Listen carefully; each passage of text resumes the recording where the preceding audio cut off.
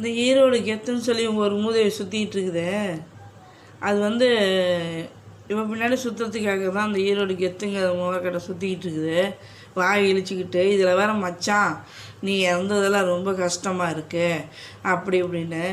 மச்சானை கூப்பிட்டது கரெக்டு தான். எனக்கு கரெக்ட் பண்ணுறதுக்கு மச்சான் தான் நான் வரணும். சரியா? நீ வந்து எனக்கு எப்படி சொல்கிறேன்னு தெரியல, நான் ஊரில் இல்லை அது இல்லைன்னு சொல்லி எதுக்கு நான் வீடியோ போடுறேன் மூதேவி?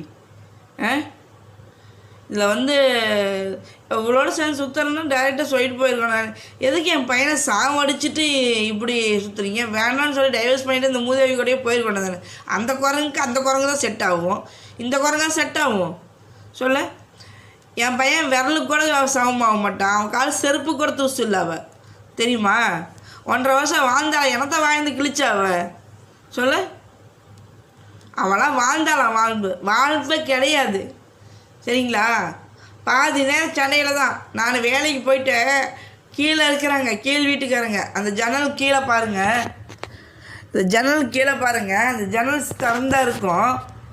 சரிங்களா? அந்த ஜன்னல் கீழே இருக்கிற அம்மா சொல்லுது, இந்த மாதிரி வந்துட்டு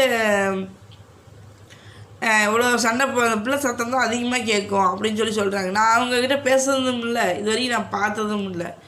அவங்க வந்து ஒரு ஒரு இதெல்லாம் சும்மா ரகடான ஒரு மாதிரி இந்த மூதேவியெல்லாம் சுற்றி தொலைதான் போய் தொலைய வேண்டியது. என் பையனை ஏன் சாவடிச்சாங்கன்னு தான் எனக்கு புரிய மாட்டேங்குது.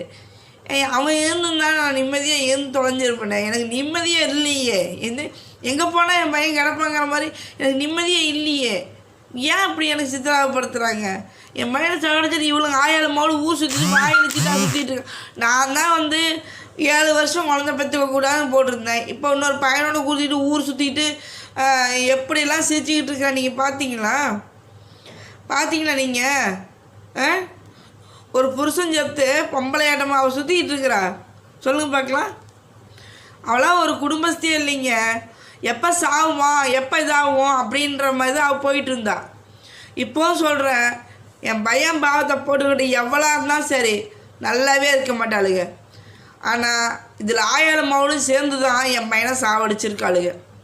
உண்மையாக ஏதோ அடித்து சொல்லுவேன், எங்கே வேணாலும் அடித்து சொல்லுவேன். ஏன்னா நான் என் பக்கத்தில் இருந்து என் வீட்டில் இருந்திருந்தால் அவனுக்கு ஏதாவது ஒரு நாய் இருந்ததுன்னா சொல்லுங்கள், நான் போய் உள்ளே உட்காறேன். சரிங்களா? என் பையனுக்கு ஆனது அநியாயம் அக்குறமோ எல்லாமே தான். சரிங்களா? எல்லாம் வந்து ஒரு எப்படின்னா ஒரு நொடிக்குள்ள எல்லாம் பண்ணிட்டு முடிச்சிட்டாங்க.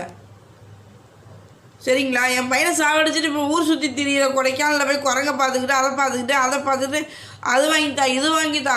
குழந்தையாவ பாவம் ஒன்றும் தெரியா பப்பா குழந்தையம்மா முகரக்கட்டைக்கு கண்ணாடி ஒரு கேடு மூதேவி. இவ்வளோெல்லாம் லைக் போடுறீங்க, ஷேர் பண்ணுறீங்க, கமெண்ட் பண்ணுறீங்க, எல்லாம் பண்ணுறீங்க. ஏங்க இப்படி இருக்கீங்க? இந்த காலத்தில் பசங்களை பார்த்து வளர்த்துங்க. நான் தான் விட்டு தொலைஞ்சிட்டேன். என் பையனை அநியாயமாக 6 அடி பையனை உயிரோட கொடுத்துட்டு நீ உட்காந்து தவிச்சிட்ருக்குற.